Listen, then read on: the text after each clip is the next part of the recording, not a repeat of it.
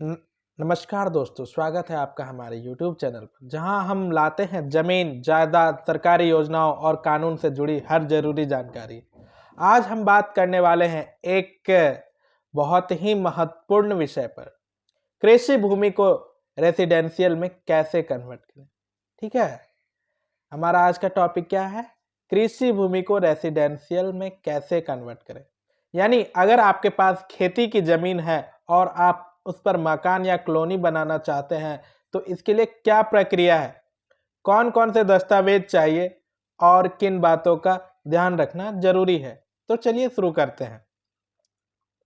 सबसे पहले समझते हैं कृषि भूमि, एग्रीकल्चरल लैंड क्या होती है। वो जमीन जिस पर खेती, किसानी या कृषि कार्य किए जाते हैं, उसे कृषि भूमि कहा जाता है। ऐसी जमीन पर मकान, फैक्ट्री या दुकान नहीं बनाई जा सकती है जब तक कि उसे गैर कृषि उपयोग, नॉन एग्रीकल्चरल यूज के लिए कन्वर्ट ना किया जाए। अब समझते हैं क्यों करना पड़ता है कन्वर्जन। अगर आप कृषि भूमि पर मकान, स्कूल, हॉस्पिटल या कॉलोनी बनाना चाहते हैं, तो पहले उसे रेसिडेंशियल लैंड में बदलना आवश्यक है, क्योंकि बिना भूमि उपयोग बदलने निर्माण करवाना अवैध, इलीगल माना जाता है और इससे जुर्माना या तो तोड़फोड़ की कार्रवाई भी हो सकती है। अब समझते हैं, अब बात करते हैं मुख्य प्रक्रिया की कि कृषि भूमि को रेसिडेंशियल में बदलने के लिए क्या स्टेप फॉलो करना है।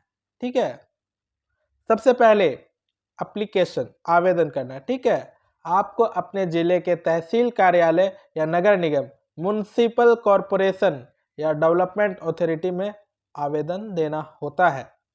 कई राज्यों में अब यह प्रक्रिया ऑनलाइन भी होती है, जैसे उत्तर प्रदेश में भूलेख पोर्टल पर, महाराष्ट्र में MAHA लैंड रिकॉर्ड्स पोर्टल पे और राजस्थान में अपना खाता पोर्टल पे। ठीक है, अब दूसरा जो स्टेप एट होता है डॉक्यूमेंट जमा करना होता है। क्या होता है? दस्तावेज जमा करने होते हैं। आपको आवेदन के साथ कुछ जरूरी दस्तावेज जमा करने होते हैं। भूमि के स्वाभिमान के कागज, खसरा, खतौनी, भूमि का नक्शा, साइट प्लान। ठीक है, जमीन की सीमांकन रिपोर्ट, जमीन का जो सीमांकन रिपोर्ट है उसको भी करना पड़ता है। मालिक का पहचान पत्र, आधार, पैन, जो मतलब वो जमीन का जो भी मालिक है उसका आधार कार्ड और पैन कार्ड चाहिए होता है। NOC, नो ऑब्जेक्शन सर्टिफिकेट, कृषि विभाग, नगर निकाय या विकास प्राधिकरण से। ठीक है, NOC चाहिए होता है। अब तीसरा स्टेप क्या है? निरीक्षण, इंस्पेक्शन। ठीक है, निरीक्षण, इंस्पेक्शन। इसके बाद विभाग के अधिकारी आपकी भूमि का निरीक्षण करते हैं। वो यह देखते हैं कि जमीन शहर की सीमा में है या नहीं, आसपास का एरिया रेसिडेंशियल है या नहीं, और क्या यह पर्यावरण या खेती को प्रभावित तो नहीं करेगा। समझ पा रहे हैं? ठीक है, अब चौथा समझते हैं। चौथा स्टेप क्या है?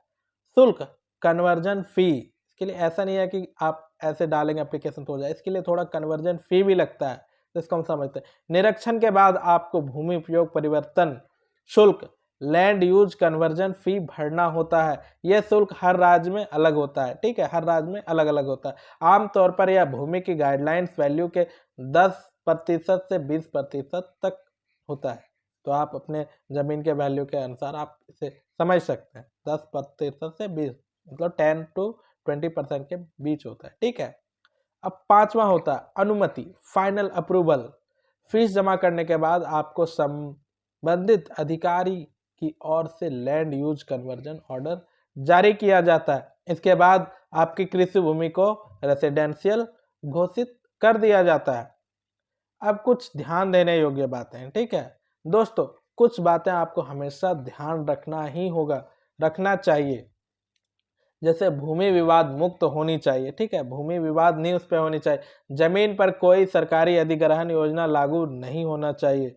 तीसरा, ग्रीन जोन या फॉरेस्ट लैंड में स्थित जमीन कन्वर्ट नहीं की जा सकती। ठीक है, अगर आप ग्रीन जोन या फॉरेस्ट लैंड में है तो ये कन्वर्ट नहीं होगा, इसके लिए आप आवेदन नहीं करें। ठीक है, आप चाहें तो अपने तहसील से मिल सकते हैं और उनसे भी आप जाके राय ले सकते हैं। ठीक है, गलत जानकारी देकर आवेदन करने पर आवेदन निरस्त भी हो सकता है। मैं ये समझ, गलत जानकारी नहीं देना आपको, गलत जानकारी देंगे तो आवेदन निरस्त भी हो सकता है, रिजेक्ट भी हो सकता है। ठीक है,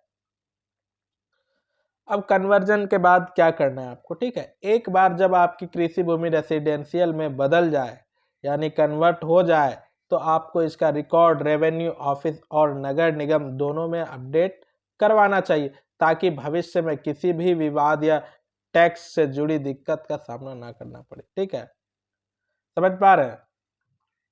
तो दोस्तों, अब आप जानते हैं कि कृषि भूमि को रेसिडेंशियल में कैसे बदला जा सकता है, कदम कदम पर पूरी कानूनी प्रक्रिया के साथ। ठीक है, अगर आप भी अपना जमीन का सही उपयोग करना चाहते हैं तो ये जानकारी आपके लिए बहुत ही मददगार साबित होगा।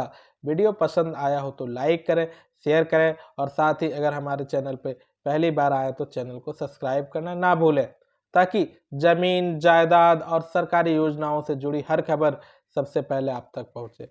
धन्यवाद।